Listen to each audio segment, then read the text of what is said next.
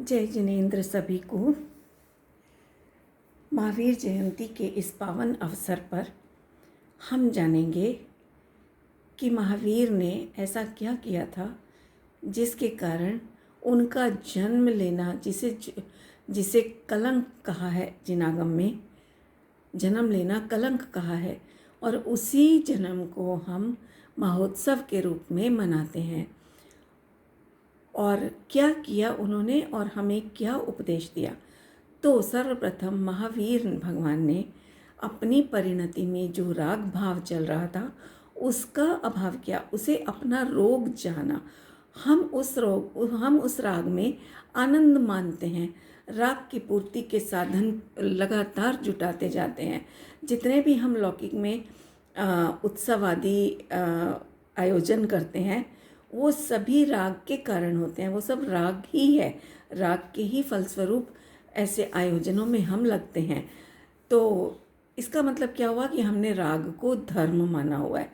तो महावीर ने ऐसे राग को धर्म न मान करके उसे अपना रोग जानकर अधर्म जाना और उससे अपनी पावन आत्मा को मुक्त करवाया और अनंत काल के लिए सिद्ध शिला पर जाकर विराजित हो गए। तो ये महावीर भगवान ने किया, इसी को करने का हमें उपदेश दिया। तो अब हम अपने में से राग भाव को कैसे नष्ट कर सकते हैं, उसके लिए आइए हम जानते हैं महावीर भगवान के कुछ सिद्धांतों को, जिन पर अमल करके, जिन रूप आचरण करके हम अपनी परिणति में से राग भाव का अभाव कर सकते हैं और मोक्ष मार्गी बन सकते हैं। तो चलिए समझते हैं थोड़े से सिद्धांतों को। देखो, सबसे पहले तो ये जान लेते हैं हम कि महावीर भगवान के सिद्धांतों में वो बल है कि जिन पर चलकर हम या कोई भी जीव न केवल इस जीवन को सुख शांति से और निराकुलता से जी सकता है, बल्कि मोक्ष सुख को भी प्राप्त कर सकता है। कौन से हैं ये सिद्धांत? तो पहला सिद्धांत आता है कि यह विश्व द्रव्य अर्थात एनर्जी, जिसे आज की साइंस एनर्जी कहती है, उसी को हमारे आगम में वस्तु की शक्तियाँ वो कहा है। तो ये जो सारा विश्व है ये द्रव्यों अर्थात एनर्जी से बना है। 6 द्रव्यों की बात आती है, मैं उसको उनके नाम बता करके डिटेल नहीं करूँगी। तो मेनली ये है कि जो ये विश्व बना है ये एनर्जी से बना हुआ है। चारों तरफ जहाँ देखो वहाँ एनर्जी ही एनर्जी दिखाई देती है, किसी किसी वस्तु के रूप में। अनेक प्रकार की एनर्जी के हमें दर्शन होते हैं इस संसार में, है ना। तो और द्रव्य जो है वो कभी भी किसी से भी बनता नहीं है, मतलब नया उत्पन्न नहीं होता है।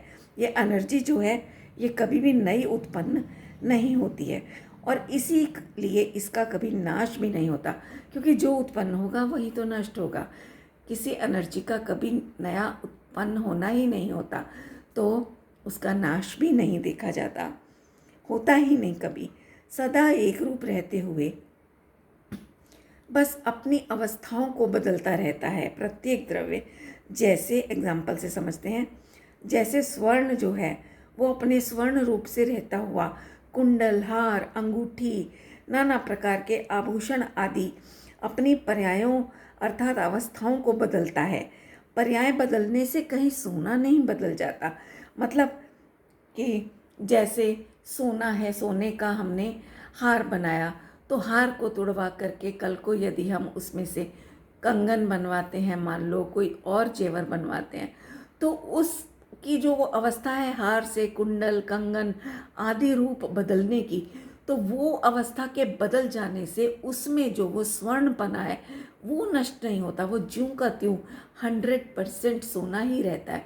भले ही उसमें आप कुछ परसेंटेज मिलावट की मिला दो, तभी तो वो सोना, तभी जेवर बन पाएगा। लेकिन उस मिलावट की अवस्था में भी यदि हम गौर से देखें तो उसमें जितना भी परसेंट गोल्ड है, जैसे मान लो एक कड़ा हमने बनवाया कंगन, ठीक है, वो कंगन हम लेकर के आए, मान लो 20 ग्राम का हमने कंगन खरीदा, तो सुनार उसमें 20 ग्राम की कीमत लगाता है, लेकिन उसमें मान लो 10% की मिलावट की गई हो, तो वो जो 10% है उसको घटा करके अगर हम उस 100% के कंगन में से निकालते हैं तो 90% का सोना हमें प्राप्त होता है। तो वो 90% का जो सोना है वो पूरा का पूरा 100% प्योर सोना है। 90% उसके साथ मिलावट होने पर भी, संयोग होने पर भी उस रूप सोना नहीं हो जाता, वो पूरा का पूरा 100% प्योर रहता है। तो ऐसे अपने स्वर्ण पने को अवस्थाएं बदलते हुए भी वो आभूषण नहीं तजता है, सोना सोना ही रहता है। और जितना भी परसेंट होगा उतना परसेंट 100% प्योर ही रहता है। समझ रहे हो मेरी बात? बहुत सुंदर बात है, ध्यान दे करके समझिएगा। ये तो हुआ एक सोने का दृष्टांत। और दूसरा दृष्टांत और एक देती हूँ कि जैसे ये मेरा स्त्री का शरीर है, तो ये शरीर स्त्रीत्व को छोड़े बिना, अपने स्त्रीपने को छोड़े बिना बचपन, युवावस्था, वृद्धावस्था, गोरा, काला, मोटा, पतला आदि आदि अवस्थाएं बदलता रहता है।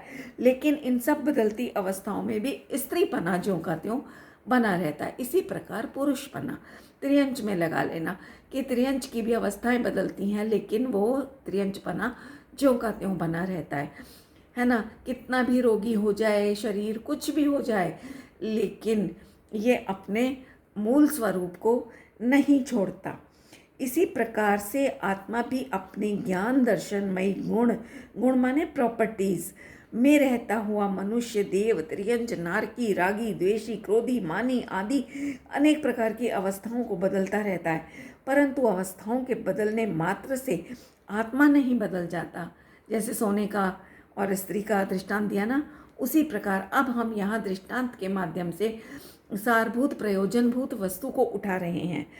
तो वो इसी प्रकार आत्मा नहीं बदल जाता। हम क्या करते हैं, कहीं राग बहुत तीव्र है, किसी को क्रोध बहुत तीव्र दिखता है, किसी को लोभ बहुत तीव्र दिखता है, तो हम उसके प्रति ये धारणा बना लेते हैं। इवन कि वो खुद स्वयं, वो व्यक्ति भी अपने प्रति ये धारणा बना लेता है कि मैं बहुत क्रोधी हूँ, मुझे बहुत गुस्सा आता है, मेरे अंदर बहुत राग भरा है, मेरे अंदर बहुत द्वेष भरा है, अरे ये तो बहुत ही ज़्यादा मोही माता है, आदि आदि प्रकार से हम इन विकार जो संयोगी अवस्थाएं हैं, मिलावट वाली, जो मैंने अभी सोने की एग्जाम्पल में ली, उनसे अपने को आंकते हैं। उन्हीं के साथ साथ जो एक स्वर्ण रूप से या आत्म रूप से अपने ओरिजिनल स्वभाव, ज्ञान दर्शन सुख आनंदमयी स्वभाव में जो लीन है, अभी मिलावट के समय, जिस समय क्रोध वर्त रहा है, तीव्र क्रोध वर्त रहा है, उस समय भी वहाँ ज्ञान दर्शन सुख आनंदमयी आत्मा विद्यमान है। लेकिन वो आनंद और सुख हमें क्यों प्राप्त नहीं हो रहा, क्यों प्रकट नहीं हो रहा, क्यों हम उसका भोग नहीं कर पा रहे? क्योंकि हमने उस रूप से अपने आप को जाना देखा ही नहीं है। हमने तो ये कर्म के जो उदय आ रहे हैं क्रोध आदि रूप में, इन्हीं रूप से अपने को जाना देखा माना है। इसीलिए यही बस गलती है हमारी, और इसीलिए हमारे उस वर्तते हुए सुख आनंद का हमें वेदन नहीं हो पा रहा है। तो कहने का मतलब मेरा ये है कि आत्मा की भी क्रोधादि रूप अवस्थाएं बदलती हैं, लेकिन उनके बदलने से कहीं आत्मा क्रोध या शरीर आदि रूप नहीं हो जाता। ठीक है, अब दूसरा सिद्धांत लेते हैं। द्रव्य अपने गुण धर्मों से भरपूर है। महावीर भगवान ने क्या कहा? महावीर भगवान क्या, प्रत्येक तीर्थंकर ने, प्रत्येक जैनी ने, किसी भी ने भी, जिसने भी सम्यक दर्शन लिया, जिसने भी अपने आत्मा की अनुभूति करी, उन सब का एक ही स्वर निकलता है।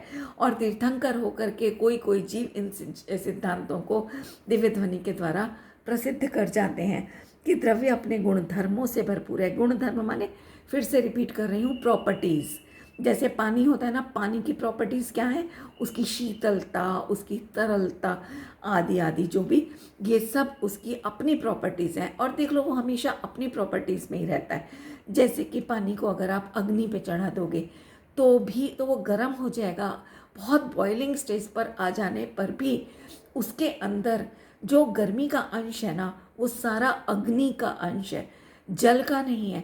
और जितनी शीतलता है उतनी वो जल की प्रॉपर्टीज़ है। इसीलिए तो उबलते हुए पानी को भी अगर आप अग्नि पर डालोगे तो अग्नि बुझ जाएगी। तो क्या अग्नि ने अग्नि को बुझाया? नहीं, इससे ये सिद्ध होता है कि उस उबलती हुई अवस्था में भी गर्मी का अंश पानी को गर्म नहीं बना पाया, पानी ने अपनी शीतलता को नहीं छोड़ा। बॉइलिंग स्टेज पर होने पर भी पानी अपने मूल स्वरूप में, अपने गुण धर्मों में, अपनी प्रॉपर्टीज़ यानी शीतलता में विद्यमान ही रहा, और इसीलिए वो उसकी शीतलता जो है वो प्रॉपर्टी अग्नि को बुझाने में समर्थ हो जाती है। ये बहुत महत्वपूर्ण सिद्धांत हैं हमारे। तो जब भी द्रव्य अपने गुण धर्मों में के अनुरूप ही कार्य करे तो ही वो धर्म है, और यदि अपने गुणधर्म रूप कार्य ना करे तो वो अधर्म है ना। जैसे मैंने अभी शीतलता का जल का दिया ना एग्जाम्पल, तो शीतलता जल का गुण है, उसका गुण धर्म है, और उष्णता जो है वो उसका अधर्म है, क्योंकि उसके अंदर नहीं होता, उसका विकार है। अथवा नहीं, सॉरी, हम भी जो हैं जीव द्रव्य अर्थात एनर्जी, हमारी एनर्जी क्या है? जानना, देखना और आनंदित रहना है। आनंदित मतलब प्रसन्नचित्त, हैप्पीनेस, ऐसा रहना। तो हम भी एनर्जी हैं, तो हमारी एनर्जी जो मतलब हमारी अपनी जो प्रॉपर्टीज़ हैं उनमें रहना ही हमारा गुण है। इसलिए जानते रहना और आनंदित रहना ही हमारा धर्म है। जानते रहना में बहुत रहस्य है। जानते रहना का मतलब ये नहीं है कि जान करके उसके प्रति उछल कूद करना, करूं मैं इसमें ये कर दूं, मैं इसमें ये हेर फेर कर दूं, मैं इसका ये सुधार कर दूं, मैं बिगाड़ कर दूं, इस प्रकार से कर्तृत्व का पोषण करना, इसका नाम धर्म नहीं है, इसका नाम अधर्म है। यदि जान देख करके निर्लिप्त भाव से कि हाँ ठीक है, सारी वस्तुएं अपने अपने गुण धर्मों में व्याप्त हैं और अपने अपने अनुरूप कार्य कर रहे हैं, कोई व्यक्ति भी यदि हमें खराब बोल दे या भला बोल दे तो उसमें दुखी या प्रसन्न नहीं होना, यही सोच करके कि वो सब अपने अपने उसमें विकार भी उनका एक क्षणिक गुणधर्म कह सकते हो आप, शाश्वत प्रॉपर्टीज़ नहीं है। प्रॉपर्टीज़ देखो, एक होती है परमानेंट, एक होती है टेम्परेरी, लेकिन यहाँ हम भले ही इन रागादि भावों को विकार कह लें, उसकी टेम्परेरी प्रॉपर्टी कह लें, लेकिन वास्तव में ये हमारी प्रॉपर्टी टेम्परेरी भी नहीं है। हमारी परमानेंट और टेम्परेरी दोनों प्रकार की जो प्रॉपर्टीज़ हैं वो ज्ञान, दर्शन, सुख, आनंद, वीर्य, चारित्र आदि इस रूप ही हैं। ठीक है, जो शाश्वत परमानेंट हमारी प्रॉपर्टीज़ हैं वे ही प्रॉपर्टीज़ ध्रुव रूप से रहते हुए, परमानेंट रूप से रहते हुए, जो पल पल में कभी इसको जाना कभी उसको जाना, इस प्रकार से जो परिणमित कर रही हैं, उसका नाम टेम्परेरी प्रॉपर्टीज़ हैं। ठीक है, तो टेम्परेरी प्रॉपर्टीज़ भी क्या हुई? जैसी परमानेंट प्रॉपर्टीज़ हैं सेम टू सेम वैसी ही परिणमन में आना, उसका नाम है टेम्परेरी प्रॉपर्टीज़। बाकी जितना है वो सब अन्य पुद्गल द्रव्य की प्रॉपर्टीज़ में जाएगा। ठीक है, यही हमारा धर्म है। और इसके अलावा भ्रमित रहना, दुखी रहना, यही अधर्म है। देखो, लोक में कहा भी जाता है ना कि दुख पाप का ही फल है। हर कोई मानता है पाप का फल दुख रूप आएगा, इसलिए तो पाप से बचने के लिए कहा जाता है। और पाप का मतलब क्या है? अधर्म। पाप का हो अधर्म का हो एक ही बात है। ठीक है, इस प्रकार दुखी रहना अधर्म सिद्ध हो जाता है। अब हम लेते हैं तीसरा पॉइंट। सभी द्रव्य स्वतंत्र हैं, कोई किसी का कुछ भी करता धरता भोगता नहीं है। सभी अपना अपना कार्य करने में स्वतंत्र हैं। भगवान भी किसी का कुछ नहीं कर सकते, कर भी नहीं सकते, भोग भी नहीं सकते। हर कोई वस्तु अपने अपने गुणधर्मों को ही भोग रही है। अपने अपने गुणधर्म रूप परिणमन करना ही भोगना है उसका, मतलब अपने ही गुणधर्मों को प्राप्त होती है। निरंतर अपने रूप ही अपनी अवस्थाएं बदलते हुए रहना, उसका नाम है अपने गुणधर्मों का भोग करना। अपने गुणधर्म के रूप ही अपनी अपनी अवस्थाओं को, नई नई अवस्थाओं की रचना करना, उसका नाम है गुणधर्मों का भोग करना। ठीक है, और चौथा पॉइंट लेते हैं। सभी द्रव्य अपनी अपनी प्रॉपर्टीज़ में रहते हुए सिर्फ अपने गुण शक्तियों के अनुसार ही कार्य करते हैं। किसी दूसरे का कार्य कोई भी द्रव्य नहीं कर सकता। इसीलिए इस सिद्धांत को समझने से क्या लाभ है पता है? कि दूसरों पर जो हम डिपेंडेंट पड़े रहते हैं ना, कि कोई हमारा ये कार्य कर दे, कोई वो कर दे, या इसने हमें सुखी कर दिया, इसने दुखी कर दिया, इस प्रकार की मिथ्या भ्रांतियाँ हमारी टूट जाएंगी, है ना। ये बहुत बड़ा लाभ है इन सिद्धांतों को समझने से। और सारा कर्ता भाव हमारा टूट जाएगा और हम अपने गुणधर्मों में रहना सीख जाएंगे। और अब 5वां पॉइंट आता है पुद्गल परमाणु। अर्थात पुद्गल परमाणु क्या है? एटम्स, जिसे आज की साइंस एटम्स कहती है। और उनका जो समूह है, अनेक एटम्स को मिल करके जो एक स्कंध बन जाता है ना। जैसे कि पारा है, पारे के बहुत सारे पार्टिकल्स होते हैं, तो पार्टिकल्स माने एटम्स लगा लो, तो वो बहुत सारे पारे के जो पार्टिकल्स हैं वो मिल करके एक ठोस, एक सॉलिड पारे की फॉर्म ले लेता है। तो उसको कहते हैं कि उनका समूह, मतलब जिसे मॉलिक्यूलस कहते हैं साइंस में। ऐसे एटम्स के समूह से बनी हुई जो एक क्षणिक अवस्था है पुद्गल परमाणु की, उसका नाम शरीर है। ठीक है, अब इसमें कहीं चेतना नहीं है, टोटली जड़ एटम्स और मॉलिक्यूलस की हम बात कर रहे हैं, उसकी रचना ये शरीर है। वो अलग बात है कि इसके अंदर हमारा मतलब जीव का भी संयोग है, लेकिन ये जो शरीर, सिर्फ शरीर जो है, इसके अंदर जितनी चेतना है, ज्ञान चेतना, जानने देखने की चेतना, अनुभव करने की प्रॉपर्टी चेतना, ये सब कुछ जो है ये जीव के गुणधर्म है। शरीर के गुणधर्म कदापि नहीं है। शरीर का केवल जड़ता रूप ही गुणधर्म है। ठीक है, ये शरीर की बात आई। अब इसे शाश्वत मान करके इसी में मग्न रहना जो है वो अधर्म है, और इससे भिन्न अपने चैतन्य गुणों में रहना ही धर्म है। ये रागादि भाव भी मोह के नाटक हैं साथियों, तथा उसमें अपनापन मानना अधर्म है। ये जो मोह रागादि भाव है ना, ये सब मोह के नाटक हैं। मतलब मोह कर्म के उदय में रागादि भाव होते हैं, और उनमें धर्म मानना, वो अपनापन, धर्म मानना और अपनापन मानना वो अधर्म है। जैसे अभी महावीर जयंती पर हम क्या करते हैं, नाच लिया, गा लिया, भजन गा लिए, थोड़े से कुछ प्रोग्राम्स कर लिए मंदिर जी में, रथ यात्रा निकाल ली, पूजा कर ली, वहीं भोजन आदि की व्यवस्था हो जाती है मंदिर जी में। तो ये सारे कार्य जो हम कर रहे हैं ना, ये सब राग है, और राग होने से ये सब अधर्म है। इसमें धर्म कहाँ है बताओ? धर्म तो आत्मा का स्वभाव है, अभी बताया ना, एनर्जी तो आत्मा है। यदि हम, तो आत्मा में ही लीनता रहनी चाहिए। शरीर के गुण धर्मों में लीन होकर के हम कदापि धर्म नहीं करते, केवल और केवल अधर्म करते हैं।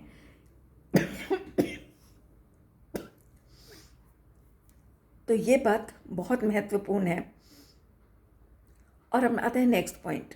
सभी जीव द्रव्य अपनी अपनी प्रॉपर्टीज से भरपूर होने से समान हैं, कोई किसी से छोटा या बड़ा नहीं है। ऐसा देखना मानना, मतलब किसी को, मतलब अपने आप को अपनी प्रॉपर्टीज से भरपूर जानना, देखना, मानना और प्रसन्न रहना धर्म है। और एक दूसरे को अन्य का कर्ता धर्ता मानकर दुखी रहना या छोटा बड़ा मानना अधर्म है। धन से अपने को बड़ा और औरों को छोटा मानना, या औरों को बड़ा और अपने को धन की कमी से छोटा मानना, ये सब अधर्म है। और सबकी स्वाभाविक प्रॉपर्टीज के श्रद्धान से सबको समान मानकर प्रसन्न रहना धर्म है। किसी को अपने कार्य के लिए किसी से कुछ लेने की या किसी को कुछ देने की आवश्यकता ही नहीं है। यहाँ इतनी सुंदर वस्तु व्यवस्था प्राकृतिक रूप से ही सिद्ध है, किसी ने बनाई नहीं है। बनावटी होती तो निश्चित रूप से इसका नाश हो जाता, और इसका नाश होता तो जगत भर में दुख फैल जाता, जगत का ही नाश हो जाता। लेकिन ये स्वाभाविक वो है, विश्व व्यवस्था कहो, वस्तु व्यवस्था कहो, एक ही बात है कि कोई भी यहाँ ऐसी व्यवस्था ही नहीं है इस वस्तु व्यवस्था में कि कोई भी द्रव्य किसी अन्य द्रव्य से कुछ ले सके या किसी को अपना कुछ अंश भी दे सके। यदि कोई अपना कुछ दे देता है मान लो, तो उसमें से उस अंश में उसकी अपनी प्रॉपर्टीज़ कम हो जाएंगी ना, तो धीरे धीरे उस द्रव्य का अभाव हो जाएगा। और इसी प्रकार यदि कोई द्रव्य किसी अन्य द्रव्य से कुछ ले लेता है, उसकी प्रॉपर्टीज़ के कुछ % ले लेता है, तो जिसने लिया उस द्रव्य में भी एक्स्ट्रा प्रॉपर्टीज़ हो जाएंगी, उसकी प्रॉपर्टीज़ बढ़ जाएंगी, जिसके कारण वो भी नाश को प्राप्त हो जाएगा। ऐसा नहीं हो सकता, प्रॉपर्टीज़ बढ़े या घटे ऐसी वस्तु व्यवस्था ही विश्व में नहीं है। इसको कहते हैं अगुरु लघुत्व गुण। 6 सामान्य गुणों में जो आया है, अगुरु लघुत्व गुण कि ना द्रव्य कभी घटता है ना बढ़ता है।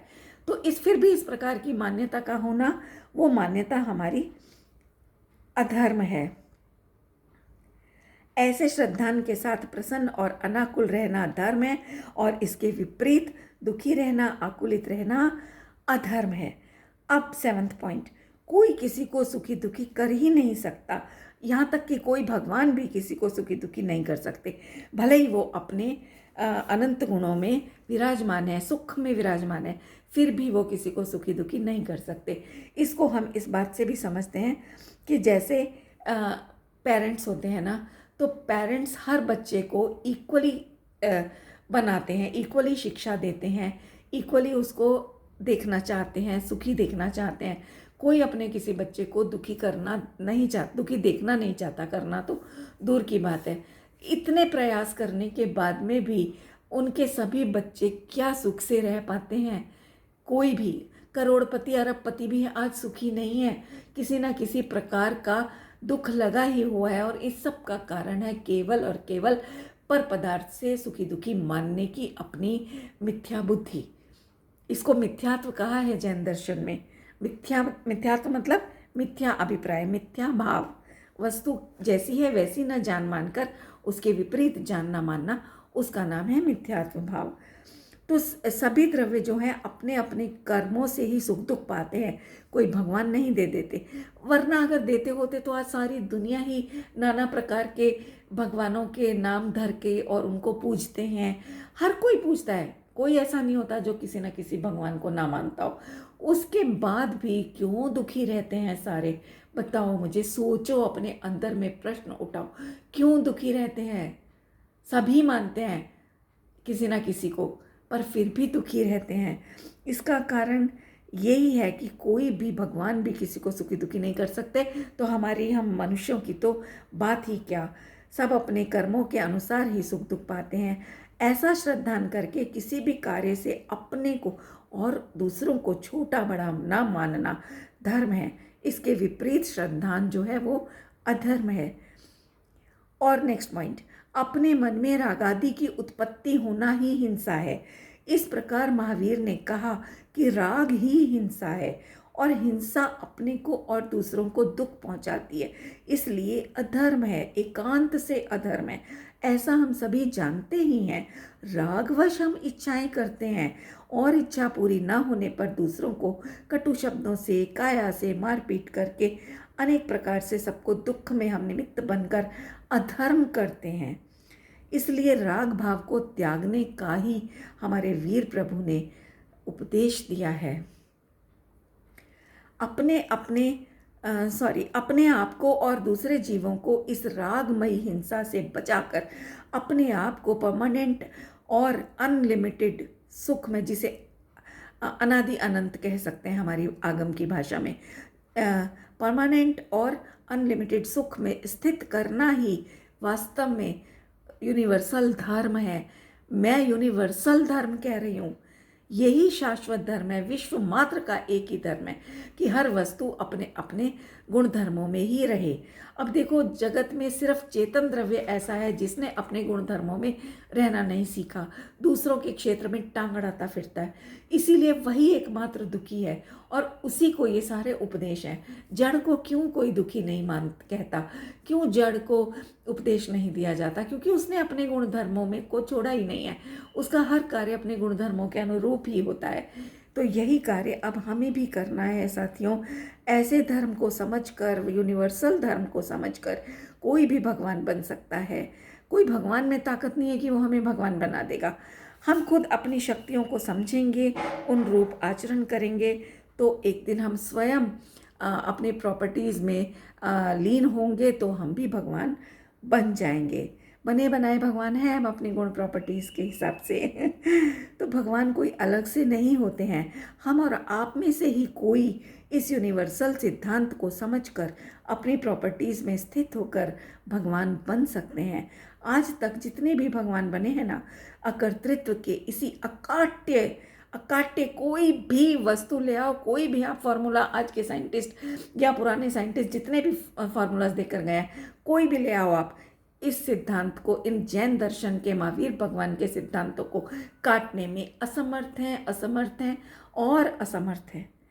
ऐसे अकाट्य सिद्धांत पर चलकर ही भगवान बने हैं। जो ऐसा पुरुषार्थ करे वास्तव में तो वही भगवान बन सकता है। उसके लिए जैन कुल में जन्म लेना आवश्यक नहीं है।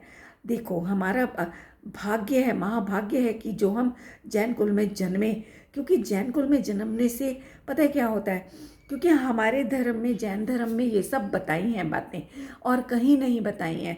तो इसलिए जैन कुल में जन्म लेने से हम सहज में ही, ऑटोमेटिकली, बिना किसी प्रयास के ही इन सिद्धांतों को समझने के योग्य हो जाते हैं। आज हालांकि आत्मा की बातें बहुत करते हैं, आसाराम बापू करते हैं, सारी दुनिया करती है, लेकिन इन रहस्यों को कोई नहीं बताता। बात ही करते हैं, उन पर चला कैसे जाए, उन पर चल कर के आत्मा को कैसे प्राप्त किया जाए, इस प्रकार से कोई नहीं बताता। आत्मा का लक्षण क्या है, क्योंकि किसी भी वस्तु को अन्य वस्तुओं से भिन्न करने के लिए उसके एक्स्ट्रा ऑर्डिनरी, असाधारण लक्षण से ही किया जा सकता है, अन्यथा नहीं कर सकते। तो आत्मा का असाधारण लक्षण क्या है, जिसके आधार से हम कर्मों में और शरीरों में मिली हुई इस अपनी चैतन्य सत्ता को भिन्न कर सकते हैं, ऐसा सिर्फ और सिर्फ जैन दर्शन बताता है, कोई नहीं बताता अन्य। मैं तो स्वयं वैष्णव परिवार की बेटी हूँ, शादी होकर जैनियों में आई। यहाँ पर भी धर्म इस तरह का कोई नहीं जानता है, आज भी कोई नहीं जानता। उस समय की तो छोड़ो, मगर मेरा महाभाग्य देखो कि शादी के 15-16 साल के बाद मुझे ये धर्म मिला, समझ में भी आया और रच पच गया। मतलब मैं तो कहते गर्व महसूस करती हूँ कि जैसे शरीर में रक्त बहता है ना, उसी प्रकार मेरे आत्मा के प्रदेशों में, रोम रोम में जैन दर्शन बहता है, जैन दर्शन के सिद्धांत बहते हैं। कितनी भाग्यशाली हूँ मैं, कितनी भाग्यशाली हूँ। सोचो, कहाँ ग्रहित मिथ्यात्व के अड्डे में जन्म लेकर के, और कहाँ मैं आ पड़ी हूँ ऐसे वीतरागी भगवंतों के कुल में आ पड़ी हूँ। सोचो, इसी को कहते हैं जैन कुल में जन्म लेने से कोई जैन नहीं हो जाता, कोई धर्मात्मा नहीं हो जाता। कहीं भी हो, मुस्लिम परिवार में हो, यहाँ तक कि त्रियंच भी हो, जैसे तो वो भी जैन बन सकता है इन सिद्धांतों को समझकर। महावीर भगवान बने ना, इस शेर के पर्याय में आत्मानुभूति की उन्होंने। पार्श्वनाथ भगवान का जीव भी हाथी की पर्याय में आत्मानुभूति करके सम्यक दर्शन पूर्वक एक दिन जाकर के भगवान बने। बहुत दृष्टांत आते हैं ऐसे। तो ये बहुत सुंदर बात है कि हम सहज ही इन सिद्धांतों को समझने के योग्य हो जाते हैं। इसीलिए मैं कह रही हूँ कि जैन कुल में जन्म लेना एक बहुत बड़ी भव्यता भी है, पात्रता भी है। लेकिन जैन कुल में जन्म लेने मात्र से हम भगवान बन सकते हैं, सुखी हो सकते हैं, ये गलत बात है। ठीक है। और हम क्या करते हैं, हम अपने इस भाग्य का घमंड करके कि हम जैन कुल में जन्म लिए हैं, ऐसा घमंड करके प्राप्त जो हमें पुण्य है, जो पुण्य हमें आज मिला है वर्तमान में, उसमें भी हम पाप कर्म बांधते रहते हैं। इसे कहते हैं पापानुबंधी पुण्य। मतलब कि वर्तमान में तो पुण्य का तीव्र उदय हो और उसमें हम क्रोध, मान आदि, राग आदि भाव करके, पाप भाव करके नवीन पाप का बंध करते हैं। पुण्य के उदय में पाप का बंधन करना, उसका नाम है पापानुबंधी पुण्य। और इसके विपरीत यदि पाप के उदय में हम अपनी आत्मिक प्रॉपर्टीज़ में रमण करें, सारे पाप के उदय को पुद्गल कर्म का नाटक जान करके उससे हटा लें अपने उपयोग को, तो वह जीव पुण्यानुबंधी पाप कहलाता है। मतलब कि उदय तो है पाप का, लेकिन उस पाप के उदय में भी वो पुण्य परिणाम कर रहा है ना। मतलब शुद्ध भाव कर रहा है, शुभ भाव कर रहा है, अपने आत्मा में रमणता का पुरुषार्थ कर रहा है। अभी रमण हुआ नहीं है, जब हो जाएगा तब शुद्ध भाव बन जाएगा। अभी प्रयास कर रहा है, तो वो पुण्य भाव है, तो पुण्यानुबंधी पाप कहलाएगा। मतलब पाप के उदय में धर्ममयी आत्मा का आश्रय करने से पुण्य बांधना, ये है पुण्यानुबंधी पाप। तो यह जीव जो है जन्म मरण के समय शरीर में रोग आदि की वेदना, राग द्वेष आदि मानसिक विकल्पों की आकुलता को अकेले ही भोगता है। इसी प्रकार आत्मा के आनंद को भी अकेले ही भोगता है। कितनी सुंदर बात है। यहाँ धन संपत्ति को भोगने वाले तो सब कुटुंबी आ जाते हैं, मगर हमारी अपनी प्रॉपर्टीज़ को, सुख को, आनंद को भोगने के लिए हम अकेले ही हैं, कोई उसमें हमारा सहभागी नहीं बन सकता। इसी प्रकार आत्मा के आनंद को भी अकेले ही भोगता है। कोई किसी का दुख नहीं बांट सकता। किसी से अपनी बात कह करके जो हमें लगता है ना कि हमारा दुख हल्का हो गया, किसी को कह लेने से जी हल्का हो जाता है, ऐसा कहा जाता है। लेकिन आपको सच बात बताऊं, दुख कम नहीं होता। एकदम गलत है ये मान्यता। जितनी बार हम किसी को अपना दुख बताते हैं ना, उतनी ही बार हमें उस दुखद प्रसंग को याद करना पड़ता है। तभी हम किसी को यह अपनी दुख की बात बता पाते हैं। पहले खुद दुखी होते हैं बताने से पहले, तब हम दूसरों को बताते हैं। तो दुख हल्का हुआ कि बढ़ गया? जितनी बार याद करेंगे उतनी बार दुख को याद करके हम दुखी हुए बिना बात कर ही नहीं पाएंगे। तो इस प्रकार हम दुख को घटाते नहीं हैं किसी से बात करके, हम दुख को बढ़ा लेते हैं। और देखो, इसके अलावा दूसरे की भी कोई गारंटी नहीं है कि वो हमारी बात को किसी से नहीं कहेगा। यदि उसने किसी से कह दिया तो उसका और दुख बढ़ जाता है हमको। इस प्रकार हम निरंतर दुखी होकर पाप ही कमा रहे हैं। अब यदि हम पुण्य पाप दोनों तरह के उदयों में अपने को मात्र ज्ञाता दृष्टा रखें, देखें, जानें, अनुभवें, तो निश्चित रूप से सहज में ही बिना प्रयास के समता रहेगी हमें, और वह होगा हमारा शुद्ध भाव, जिसके आने पर सभी कर्म दुम दबा करके भागते नजर आएंगे। और बंधुओं, बहुत मजा आ रहा है मुझे तो बोलते हुए।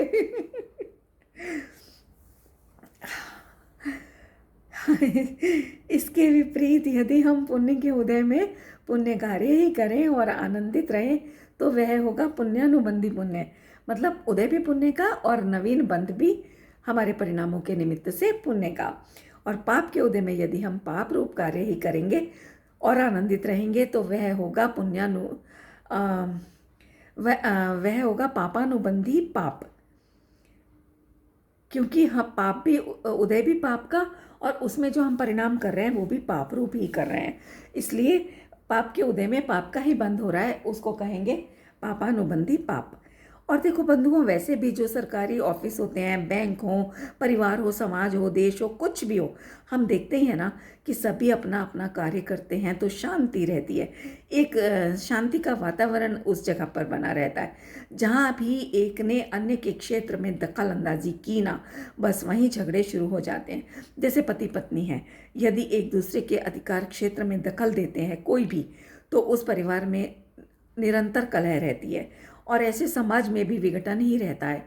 देशों में तो आप देख ही रहे हो कि चीन की अनावश्यक दखलंदाजी से सभी देश परेशान हैं। कश्मीर भारत का हिस्सा है, ये जानते हुए भी मुस्लिम कौम उस पर अपना अधिकार चाहती है। इसी बात से देशों में युद्ध की स्थिति बनी हुई है।